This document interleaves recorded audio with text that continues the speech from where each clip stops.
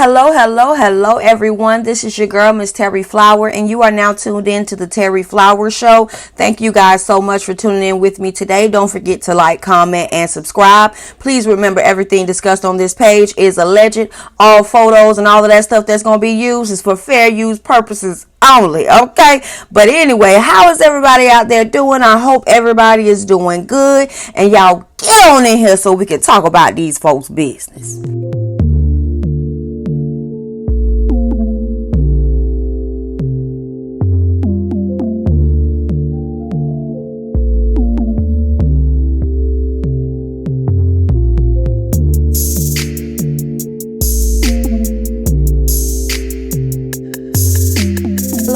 Hello, everyone. This is your girl, Miss Terry Flower, and you are now tuned into the Terry Flower Show. We are here today to review Love and Marriage Huntsville, Season 6, Episode 26, so they say. So we're going to go ahead and get into it. So the episode starts off where we left off from the last episode with Tiffany coming in to Stormy Guest's house, and Stormy and Kiki already in there. Tiffany that came in there with her baby as her bodyguard, honey. I said, girl, why you brought that baby to this meeting, child? You said Kiki crazy and all that. Why would you bring your baby to meet a crazy lady? Whatever, we're going to go ahead and move on. So once Tiffany come in and she sits down, they all start talking. And when I say they all, I mean Kiki, Tiffany, and doggone Stormy. Well, first Stormy jumps in. It was like, I just felt like it's a good time for y'all to talk or whatever like that. And let some things be discussed, girl.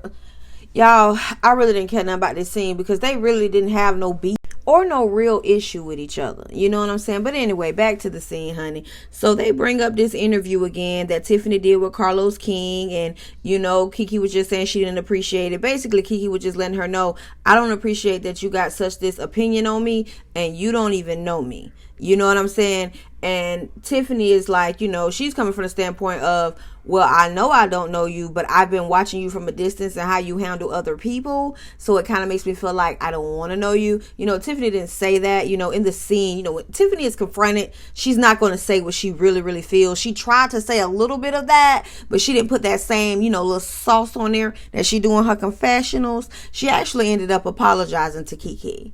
She let Kiki know that she understood what she said and she apologized. Okay. And then we get into the cuteness of Baby Ace with his little handsome self. Okay. Now we're going to go ahead and move on. In the next scene, we meet up with Martell. Fletcher comes over. Martell lets him in. Martell got on these dark shades. And Fletcher was like, when I first seen him with the shades on, I was like, well, doggone, did his baby mama punch him in the eye? Did Sheree punch him in the eye? You know, but either way, you know, I'm just happy because he out that damn house. Okay. That's all Chris was focused on, okay? But anywho, Chris and Martell going in the kitchen or whatever, and Martell asked him, you know, how did the dinner go with all your kids and stuff? And Chris was like, you know, I got my not my younger daughter, I got my oldest daughter, you know, Alexis, something like that. You know what I'm saying? She really feels like she didn't get the same opportunities and things like that the other kids got. Just really materialistic stuff. You know what I'm saying? She feel like she didn't get the same things her other siblings got or whatever like that. And he was like, man, these kids today is something else. And Martell Thompson, you can make your point without being disrespectful. Honey, that tickled me because I said, I know this ain't Martell saying this right now. Then Chris jumps in and says, speaking of that, you came and dropped off some wine before the dinner. And Martell like, yeah. And he like, yeah, and you spoke to Lunell. That's when we find out Miss Nell real name. You spoke to Lunell.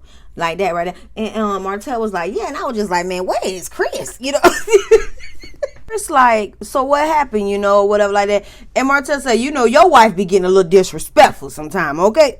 So Chris asked Martell, was she being truthful or was she being disrespectful? Martell said disrespectful, you know, because I just feel like some things, you know, you shouldn't say. Child, please. She was being truthful with you. It just felt like disrespect. You know, the truth is like a double-edged sword. It cut going in and it cut going out, all right? We're going to go keep moving. Lunell says Lunell was being overly disrespectful. And, you know, I'm a checker if she being too disrespectful. Chris say, checker? You know, what you mean checker? Lunell said, any woman I would check them when they being disrespectful to a man. I let them know, you know, not to be disrespectful. And Chris still on this. Chris say, well, you know, again, was it disrespect or was she just being truthful and you ain't want to hear? That's what it was, Chris. That's what it was. Martell said she was just taking up for Melody. Like, oh my goodness, you ain't got to bring all of this to me. Now, I will say this.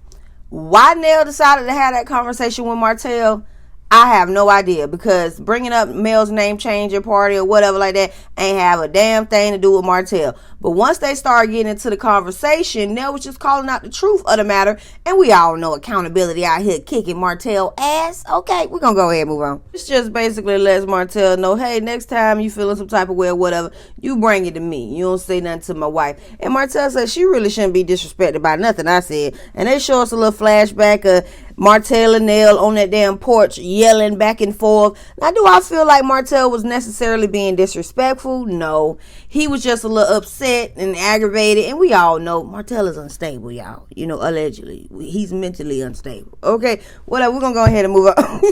You know, everybody just want to talk about Martell Holt's infidelity, but don't nobody want to talk about Melody Holt's infidelity. That's what Martell's saying. Chris said, you keep saying Melody Holt, and then Martell said, oh yeah, you know, the name change. Martell said, yeah, Nell told me y'all was going to the name change party. I bet y'all was partying that shit up, wasn't y'all? Or whatever like that. Chris said, well, the party was nice.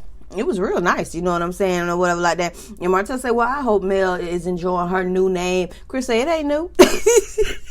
In that conversation with Martell saying he feeling like they picked a side because they went to the party, they Chris let him know, you know, this team Holt, this team Rogers, and we still right here in the middle. And Martell like, yeah, whatever.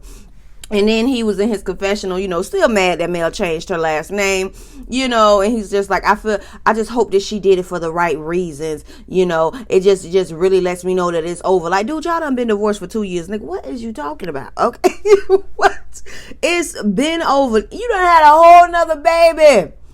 It's been over. What is you talking about? I don't give a damn if she did it for the right reason, the wrong reason. I don't give a damn, sir. Okay, we do not care. All right, shut up, Martell. Goodness gracious. God, we're going to go ahead and move on to the next scene. Next scene, we meet up with Kimmy and Letitia. They at this little spa to get their coup de trois steamed. All right. And Kimmy say she getting this done because she want to get her libido going. You know, because Maurice been at her about that cootie cat. All right. So she trying to get her, you know, her stimulation going. All right. And real quick, Tish, you look cute in this little jean outfit. I like it. Whatever. We're going to go ahead and move on. They go to change their clothes and stuff like that so they can get ready to do this little steaming. Honey, here go Tisha Thompson. Well, what if you think you might be pregnant? Is it okay to do this? The lady said, no, if you're early in your pregnancy, you know, this may not be a good idea. And Tisha get in her confessional. You know, after our trip that we went on, I went to Vegas with my homegirls, and I just been feeling really sick. I've been gaining weight or whatever like that. Then they come on back to the scene, and Kimmy like, girl, what is that? I know there ain't no pregnancy test. And Tisha was like, yeah, you know, I don't know. I just been feeling really sick lately. And Kimmy was like, girl, you know, Marsau got a vasectomy, right? And Tisha said, maybe it didn't take. This is storyline, y'all. We're going to go keep moving. Ain't nowhere in the hell. Whatever. We're going to go keep going. Tisha took the test, child. It came back negative. Child, we already knew that. Whatever. Moving on. They sitting down getting that coup de trois steam. And Kimmy was like, this would have been nice to be like an all-girls event. And Tisha was like, I don't know about that because I'm tired of getting asked questions about Kiki. And Kimmy like, well, girl, you got to know that we was going to ask you about it. You know, a drink had just got thrown in your face. You know what I'm saying? So you got to know we was going to ask questions. And Tisha was like, it ain't really that. It's just the fact of, like, you know, digging for more information. You know, that's why when I went out with you and Mel, I thought it was going to be like a little fun event. But I felt like she kept trying to dig for more information. Like, okay, you talking about we had a conversation before the event. Me and Kiki, it's like, so you trying to blame me? So it's my fault that I ignored her and she threw that drink in my face? I told y'all in that episode that Mel was just being messy. She was digging in Tisha's business. Did I feel bad for Tisha? No, because Tisha did the same thing when Mel marriage was going through hell. Okay, whatever. We're going to keep moving on. She goes on to tell Kimmy that she's thinking about talking to Martell. She's thinking about talking to Marsau and going back to being a stay-at-home mom because she just got so much going on and all of this, and she started getting emotional. And I'm like, child, it's your life, so we're going to let you live it. But baby, you go back to being a stay-at-home mom. Oh, shit. Girl. Don't do it, bitch. Don't do it. Okay, whatever. We'll go. Was just saying, you know, how the whole thing went with the Black Expo. You know, it was for a good cause, but she getting all this bad feedback. People sending stuff to the city about the casino night at Black, and she was just like, she thought when her daughter Mila got into school, that was the perfect time for her to get back out in the working field. You know, but it's just so much going on, and maybe God trying to tell her to scale it back and to go back to being a stay-at-home mom. and all of this, which I can understand, Tisha. It's a lot to balance. I got little kids, I work, and I have a business. I get it. It is a lot to balance. And she says that she has she signed up to speak with a life coach, which is fine. Therapy and stuff like that is always good. But just because things are hard, it doesn't necessarily mean you have to quit. Sometimes you just have to step back and reevaluate everything and put it in its proper place. But I hope she don't go back to being a stay-at-home mom child, because I remember them seasons, girl. It was sad. All right, please don't send us back there. All right. Tisha says that she can tell that all of this pressure and stress has affected her relationships with her children and in her marriage. She was saying to her, she talked to her daughter Mila. She was like, do you feel like I yell at y'all more? And her daughter was like, yeah, Mom, you do. And she was like, damn, she felt that. And she was like, even Marceau came to her and told her that he think they should do like marriage counseling. And Kimmy was like, he said that? And Tisha was like, yeah, he did. And I was like, oh my God. And I'm like, I don't know if I believe that, but whatever. We're going to go ahead and move on. Next scene, we meet up with Chris Fletcher, and he's meeting up with Chris Fletcher Jr. at his realty company or whatever. So they sit down and get to talking about what all happened at that damn family dinner. Chris brings up Lexi. Well, Chris Sr. brings up Lexi going left, you know what I'm saying, and storming out and all of that. And he's just like, time goes by, she comes back, she apologizes or whatever. Chris Jr. said he feel like it was just a lot of BS brought up. And they show us a quick little flashback of his mama going off on him and why he can't get them damn dogs back. And also with his big brother telling him, the reason why you didn't get your last check is because your ass really wasn't doing no work out there, okay?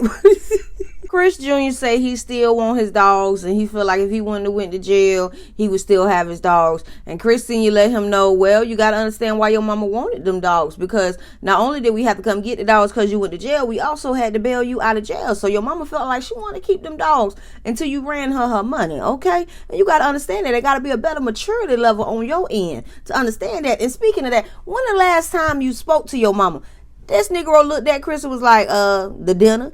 And Chris say, you don't think that's a problem? That's the last time you done talked to your mama? Junior says that he ain't talked to none of their ass since the doggone family dinner, and he just really like to keep to himself because he get tired of all that finger pointing, everybody telling him what he done did wrong. His mama got an issue with him, his big brother got an issue with him, his sister and his cousin, they already feel like he crazy and he got issues. So he tried to stay to himself because he was like, it ain't nothing wrong with somebody, giving you criticism or whatever, but I just feel like they be doing too much, so I try to live my life on my own, so I ain't got to hear all this criticism. And so Chris Sr. asked him, do you think for all of us, basically Chris Sr. was saying, for all of us to have this type of opinion about you, do you think that there's something going on with you that maybe we can help you with? All right.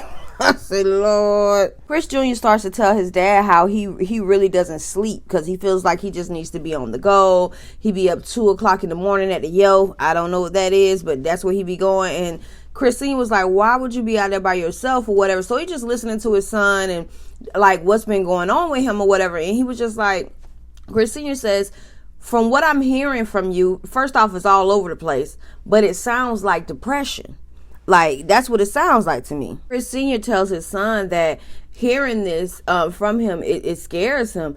And he even started crying because he like, hey, man, I'll stop everything that I got going on to see about you, man. I'll stop everything to make sure my kids are good, man. There's nothing I wouldn't do for my children. And he gets in his confessional and he was just like, hearing Chris Jr. talk about, dealing with what he's dealing with, possible depression, he was like, I can relate to that because I remember feeling like that at a point in my life. And, being a black man and being isolated, that's not a good thing or whatever like that. In that scene with Chris Sr. just basically letting his son know, whenever you need me, give me a call. I don't care if it's 2, 3 o'clock in the morning. If you need something, you give me a call. I'd rather you call me than be out there in the streets. And I really appreciate this moment with Chris Jr. and with Chris Sr., just really showing a father really being there for his son. I really appreciated this. But we're going to go ahead and move on, honey. The next scene, we meet up with the Whitlows. And I'm going to just go ahead and just jump into their conversation they had. I don't really feel like doing the back and forth and all of that stuff like that. First, they start off talking about the conversation that Tiffany had with Kiki over at Stormy House. She says that the conversation went good and everything like that. She feels like Kiki was very vulnerable. She was showing her a different side that she had never seen before, and she really appreciated that. And then And then Big Lou goes into the conversation of, how are you feeling like mentally, you know what I'm saying, outside of the conversation with Kiki. And that's when Tiffany lets us know, that she's just been feeling a lot of pressure. She even gives us a little glimpse into her schedule of the filming to 9 o'clock, dealing with the stuff on social media, people calling her nasty and rude, saying that her husband gonna leave her, he gonna cheat on her, and she already going through postpartum depression where she don't feel attractive. She don't feel like she's it. You know what I'm saying? And she's just really evaluating if being on this show is a good thing for her, because her mental health has not been the best. And at the end of the day, honey, choose what's best for you, baby. Choose what's best for you, because you got them children, you got your husband, and you got to make sure your family and your home life is good. If you can't have peace at the house, baby, damn that. Get off this show, honey, and get your mental health together. Big Lou supports Tiffany in leaving the show, because at the end of the day, he cares more about his wife's mental health than being on a damn show, and that is commendable. And Tiffany even starts to cry and stuff. You know what's so crazy? I have never felt more for Tiffany than in this moment. This was like one of the realest moments that I feel like we've ever had with Tiffany.